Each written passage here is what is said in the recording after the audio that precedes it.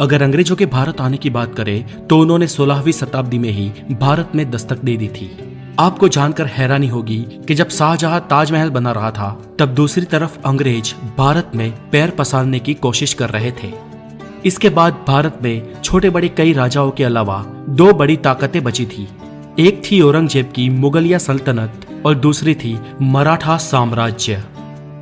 अंग्रेजों ने इंतजार किया कि ये दोनों आपस में लड़े। अंग्रेजों ने इसके कई प्रयत्न भी किए और इसके सालों बाद अंग्रेज धीरे धीरे विविध जगहों पर भारत में सत्ता में आने लगे और उनकी इन मंशा कामयाब होने में 100 से भी ज्यादा साल लग गए और ऐसे साल आया 1800 का। तो चलिए दोस्तों, आज इस वीडियो में हम जानते हैं कि सन 1800 में भारत कैसा था। दोस्तों, इस समय भारत या दुनिया में भी कोई बड़ी टेक्नोलॉजी नहीं हुआ करती थी।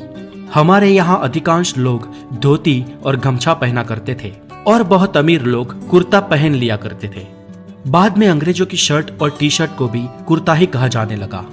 आज भी अगर आप उत्तर प्रदेश या पश्चिम बिहार में जाए तो कुछ वरिष्ठ लोग शर्ट और टी शर्ट को कुर्ता ही कहते हैं। उस समय ज्यादातर जगहों पर भीड़ भाड़ नहीं हुआ करती थी।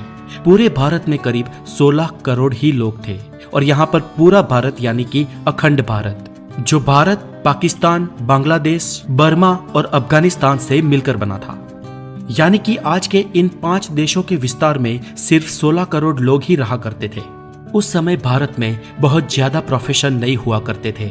अधिकांश लोग तो किसान ही हुआ करते थे जो पूरा दिन खेतीबाड़ी और पशुपालन करते थे और शाम को अपने घरों में आकर भजन कीर्तन और सत्संग किया करते थे और रात में जल्दी जल्दी सो जाते थे और सुबह फिर से जल्दी उठ जाते थे। यही भारत के ज्यादातर लोगों का नित्य क्रम हुआ करता था। तब लाइट्स नहीं थी, इसलिए शाम को भजन या ईश्वर पूजा करने में बाधा ना आए इसलिए दिए जलाए जाते थे। कुछ लोग दूसरे कामों को भी संभालते थे, जैसे कि कुम्हार, धोबी, सुथार, सोनी, ये सब। लेकिन जब इनका भी दिन खत्म हो जाता था तो शाम को ये यही नित्य क्रम अपनाते थे। ये तो हुई गांव की बात, और उस समय इतने गांव थे कि गांव ही भारत को रिप्रेजेंट करते थे। शहर बहुत कम हुआ करते थे और शहरों की बात करें तो ज्यादातर लोग मिलों में मजदूरी या काम किया करते थे। उस समय लोगों का काम बहुत मेहनत का काम हुआ करता था, क्योंकि उस समय ना तो बिजली थी और ना ही आज की कोई आधुनिक टेक्नोलॉजी। भारत में बिजली सन 1880 में आई और इस साल में भारत में बिजली की शुरुआत हुई, लेकिन भारत के गांव-गांव बिजली पहुंचने में और कई साल लग गए।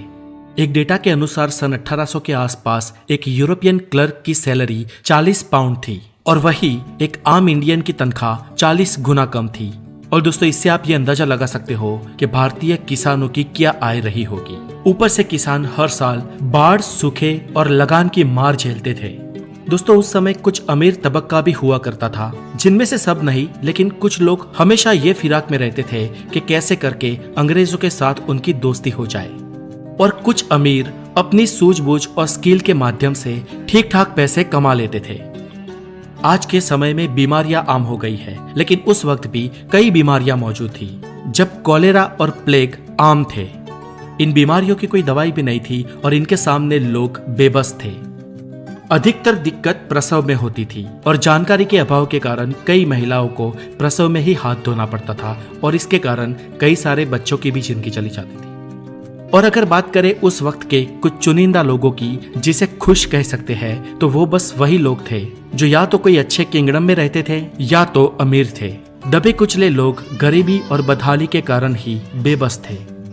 एजुकेशन की बात करें तो उस वक्त 10% से भी कम भारतीय पुरुष पढ़े लिखे थे और 1% से भी कम महिलाएं, और इनमें से ज्यादातर आंकड़ा शहरों का ही है। गांव में इससे भी बदतर हालत थे।